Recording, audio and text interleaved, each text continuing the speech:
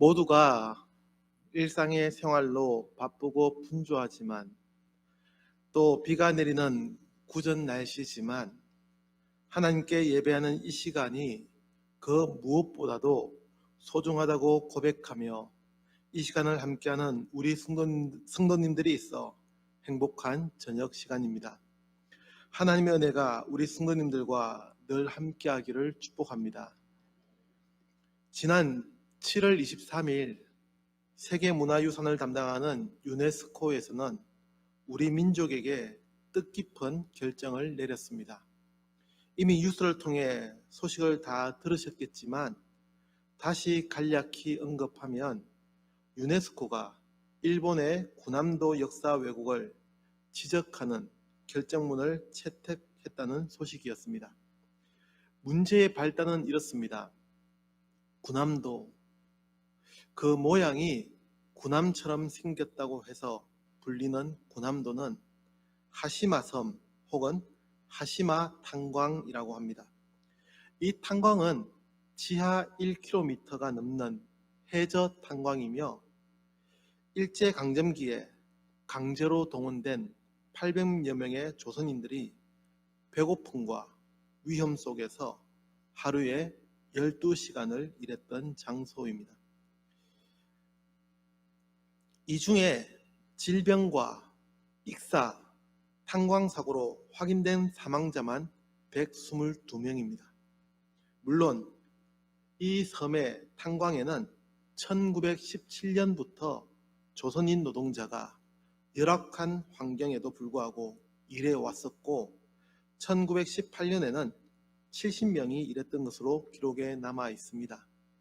그러던 것이 1944년에는 800여 명이 일했으며 이들은 강제로 동원되어 임금도 받지 못하고 맥까지 맞으면서 일했다는 증언이 남아 있습니다.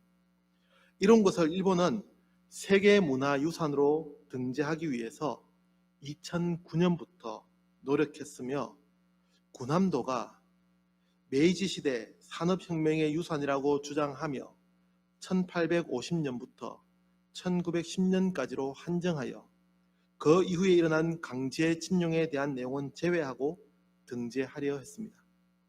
좋은 것은 다 가지고 싶고 어두운 역사의 부분은 덮으려 한 것입니다. 이에 우리 정부는 이의를 제기하였고 결국 유네스코는 조선인들의 강제 노동이 있었음을 일본 정부가 인정하는 조건으로 2015년 7월 5일 군함도를 세계문화유산으로 등재하였습니다. 그러나 일본이 자신들의 그 역사를 어떻게 했을까요? 유네스코의 결정이 있은 그 다음 날부터 일본은 조선인 강제 노동을 부정하였고 작년에 문을 연 도쿄의 산업유산정보센터에도 이런 사실을 알리지 않고 있습니다. 이런 일본의 이중적인 모습에 대해 유네스코는 결국 지난 7월에 역사 왜곡을 지적하는 결정문을 채택하였고 내년 말까지 구체적으로 어떤 조치들을 취했는지 보고하도록 했습니다. 일본의 역사 왜곡은 하루 이틀의 문제가 아니죠. 우리의 선조들이 군함도에서만 강제 노역을 한 것도 아니었습니다. 탄광을 비롯해 조선소와 제철소 등에서 5만 8천여 명이 강제로 동원되어 노예와도 같은 삶을 살아야 했습니다. 그뿐입니까? 일본군 성노예 문제도 고스란히 남아있고 그 시기에 빼앗긴 우리 민족의 문화유산은 정확히 그 수가 얼마인지도 파악조차 할 수 없을 정도입니다. 그럼에도 일본은 우리 민족을 향해 진심 어린 사과를 하지 않고 있으며 뿐만 아니라 이런 모든 역사를 틈만 나면 부정하거나 정당화합니다. 왜 그럴까? 일본의 이해할 수 없는 이런 태도들에 대해서 다양한 해석들이 있지만 저는 일본의 극우 세력이 주장하는 일본 무오류 사관이라는 역사관에서 원인을 찾는 해석이 설득력 있다고 생각합니다. 그러니까 자신들이 과거에 잘못했던 일들에 대해서 인정하도록 하는 자학사과는 민족의 자긍심을 떨어뜨린다는 것입니다. 그래서 일본의 역사는 무조건 옳고 자랑스러워야 한다는 일본 무오류 사관으로 역사 왜곡을 하고 있다는 해석입니다. 자학사관과 무오류 사관, 이렇게 대립하여 이야기하니 전자보다는 후자가 더 좋다는 생각이 들기도 합니다. 그러나 자신들의 역사를 사실대로 인정하는 것이 왜 자학사관이 되는지 이해가 되지 않습니다. 그러면 범죄를 저지른 사람이 법정에서 자신의 잘못을 사실대로 시인하면 자신을 자학하는 것이 되는 겁니까? 사실을 이야기하는 것이 스스로를 못난 사람이라고 공표하는 것이고 다시는 정상적인 생활을 할 수 없는 자라고 인정하는 것이 되냐는 질문입니다. 참으로 이상한 논리가 아닐 수 없습니다. 무오류 혹은 무오라고 하는 이런 말은 가톨릭에서 교황에 대해 사용하는 용어이기도 합니다.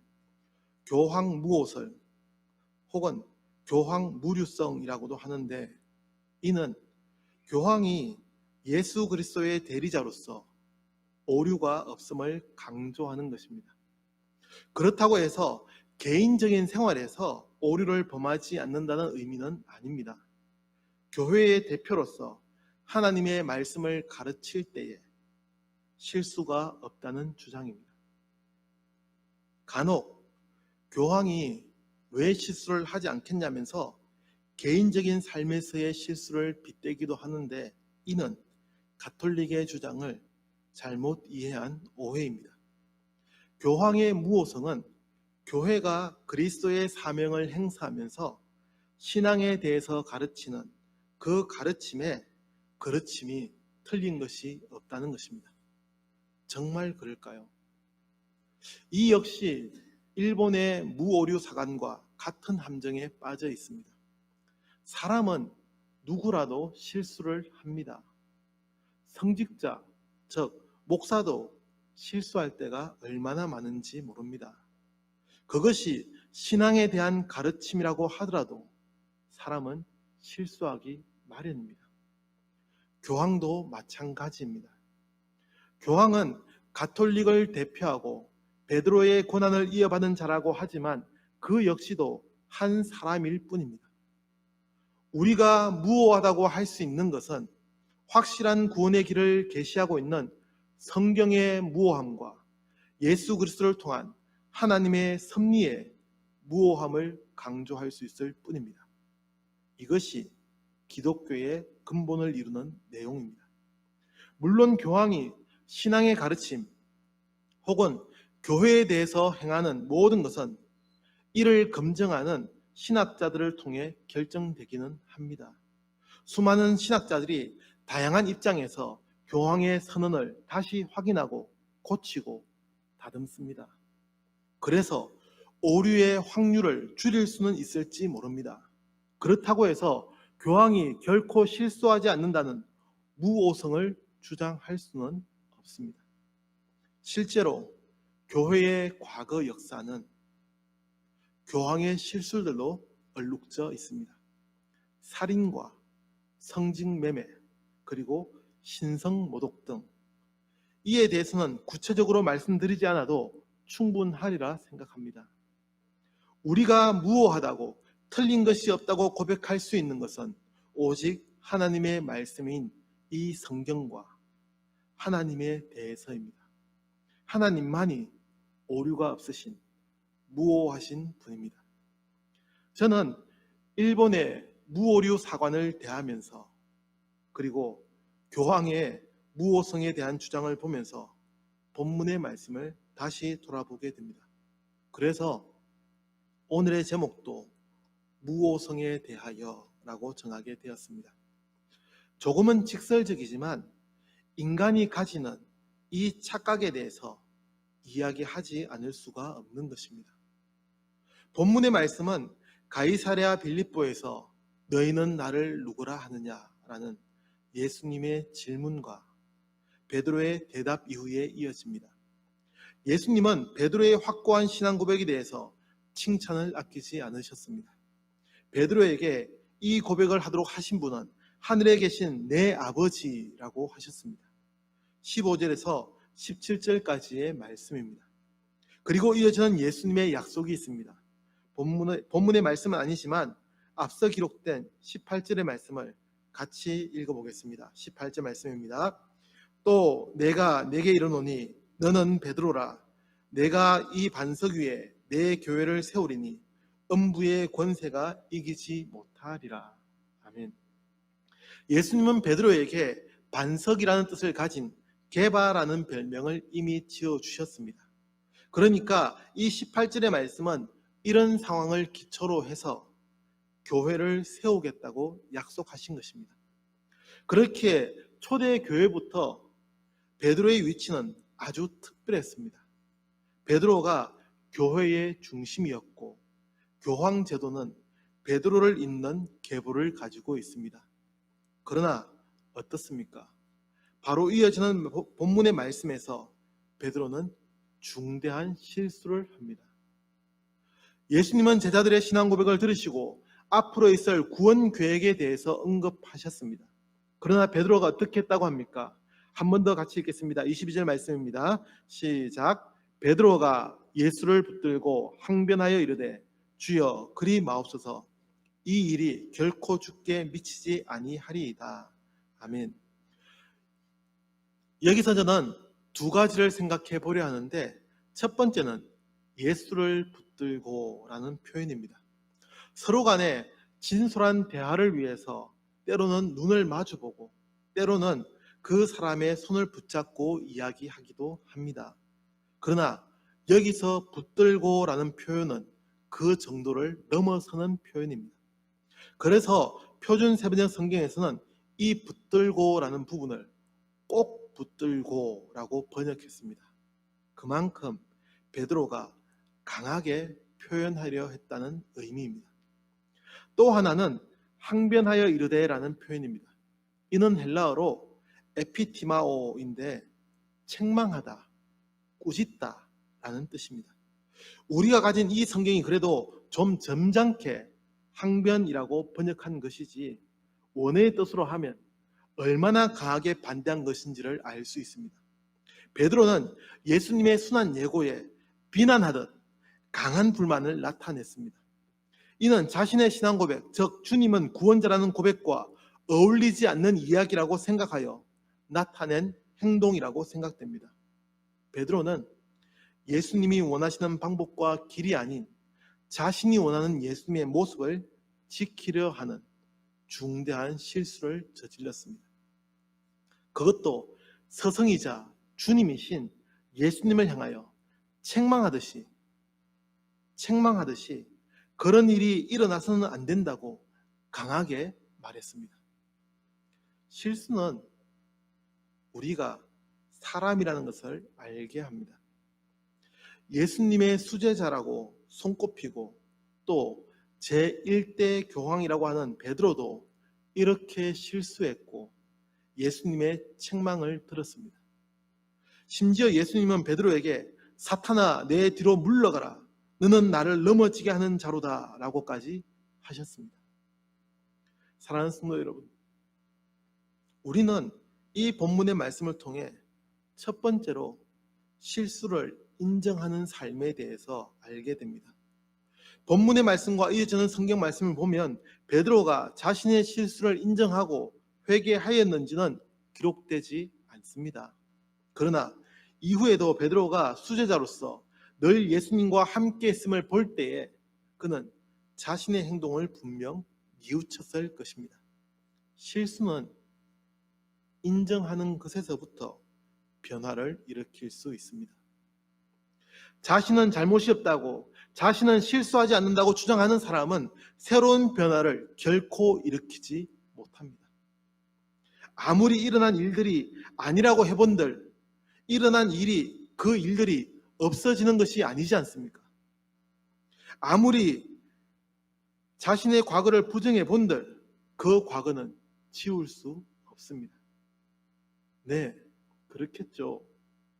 그 이야기를 들은 이들은 실수가 없었다고 생각할지 모릅니다. 현재 일본이 과거를 지우려 하는 것처럼, 그래서 그들의 자녀들은 과거의 역사를 왜곡하여 배우고 기억하는 것처럼 그렇게 할 수는 있을지 모릅니다. 그러나 불행하지 않습니까?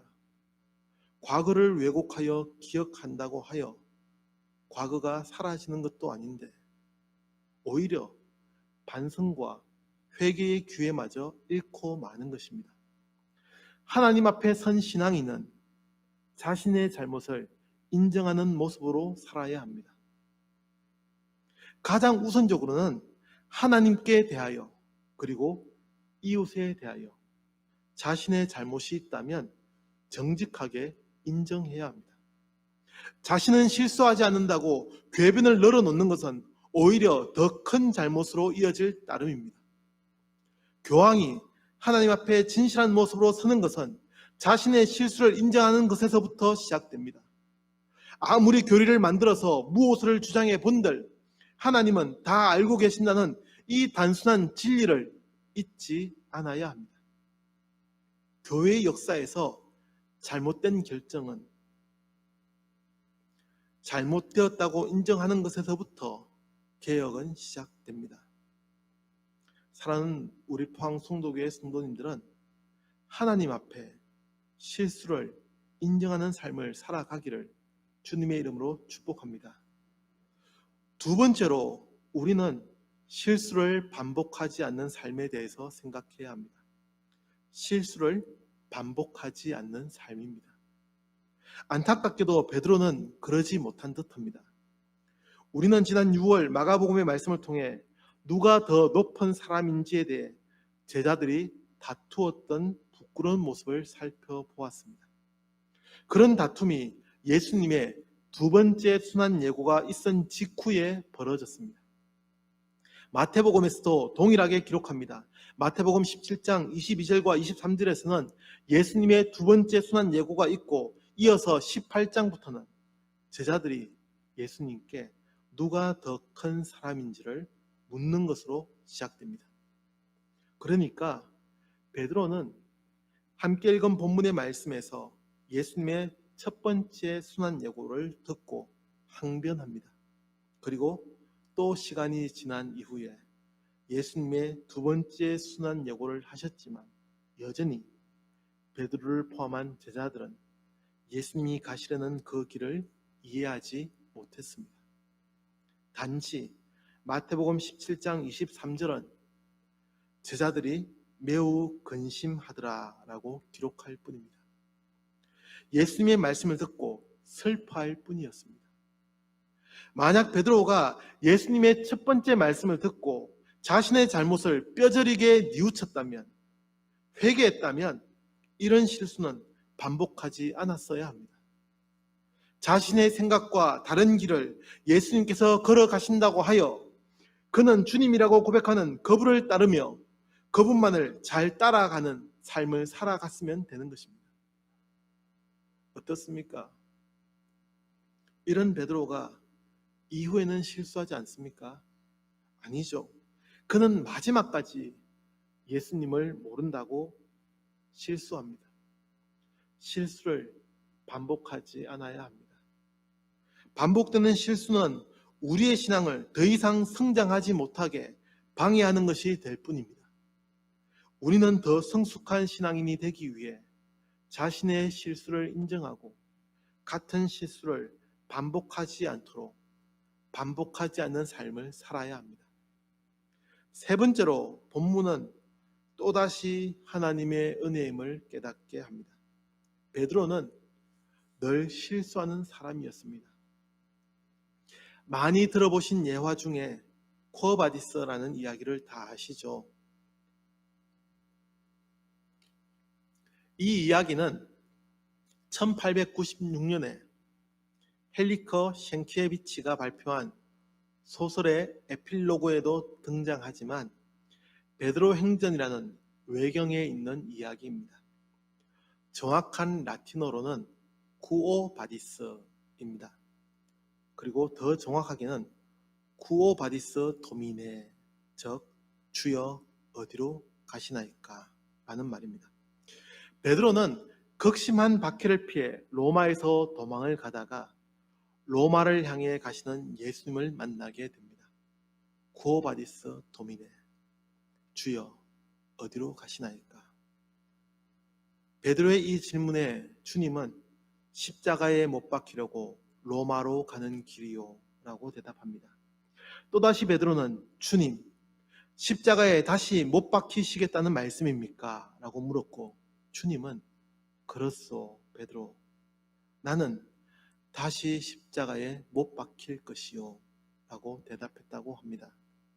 그제서야 베드로는 정신을 차리고 기쁜 마음으로 다시 로마로 돌아가 순교하였다는 이야기입니다.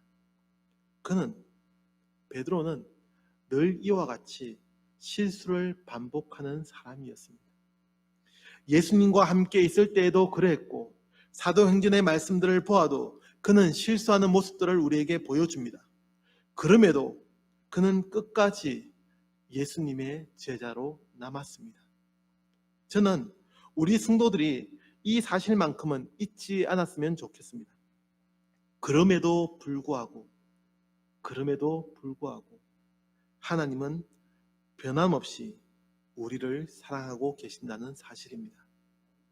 베드로를 끝까지 믿고 이끄셨던 것처럼 하나님의 사랑은 변하지 않습니다. 그래서 또다시 하나님의 은혜입니다. 하나님께서 포기하는 사람은 없습니다. 여전히 하나님은 우리를 사랑이 가득한 시선으로 바라보고 계시며 우리를 이끄시고 계십니다. 마지막 순간까지 주님을 모른다고 나는 저 사람과 상관없다고 배반하던 그 베드로조차도 주님은 포기하지 않으셨고 그를 끝까지 교회의 지도자로 세우셨습니다. 하나님의 은혜입니다. 사랑하는 포항성도교회 성도 여러분, 사람들은 자신의 실수, 자신의 과오를 감추려 합니다. 그리고는 실수하지 않는 완벽한 사람인 것처럼 행동합니다.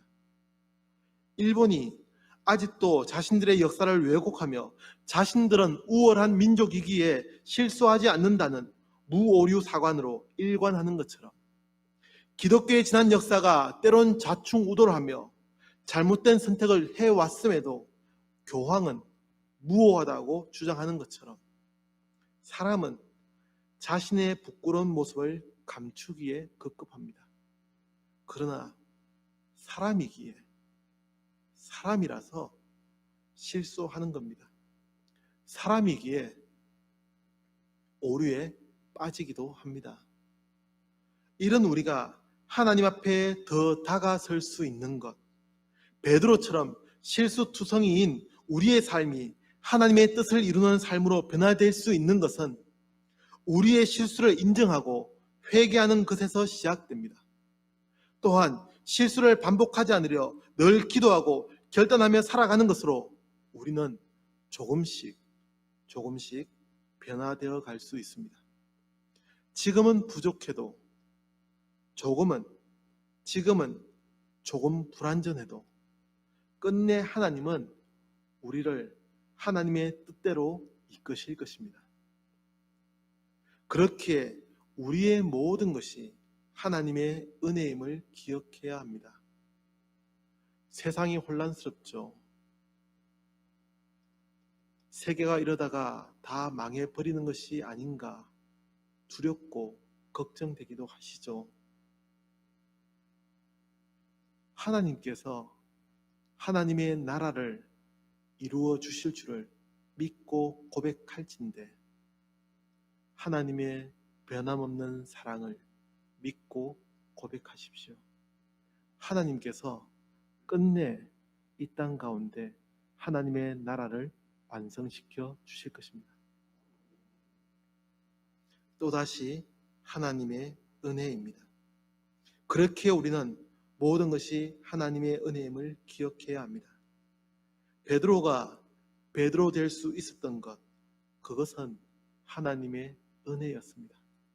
날마다 실수하며 살아가는 우리들이 이렇게 삶을 이어갈 수 있는 것은 우리의 과거가 깨끗해서가 아니라 하나님의 은혜가 있기 때문입니다. 무오해서가 아니라 하나님의 은혜입니다. 이 하나님의 은혜 안에 살아가는 우리 성도들, 그리고 하나님의 뜻을 이루는 복된 성도들의 삶이 되기를 간절히 기도합니다. 기도하겠습니다. 이 세상의 역사를 주관하시며 이끄시는 하나님, 때로 우리는 실수하고 또 그 실수한 것이 부끄러워 감추기에 급급하지만 하나님 앞에 정직하게 우리의 잘못을 회개하며 또 실수를 반복하지 않으려 노력하고 모든 것이 하나님의 은혜 가운데 완성되어질 줄로 믿고 고백하는 것으로 우리는 하나님의 역사를 이루어갈 줄로 믿습니다. 하나님, 우리의 무호성을 주장하기에 앞서 우리의 부족하고 우리의 나약한 모습을 내어놓게 하시고 하나님 앞에 더욱더 다가서는 우리의 삶이 되게 하여 주옵소서. 예수님의 이름으로 기도합니다. 아멘.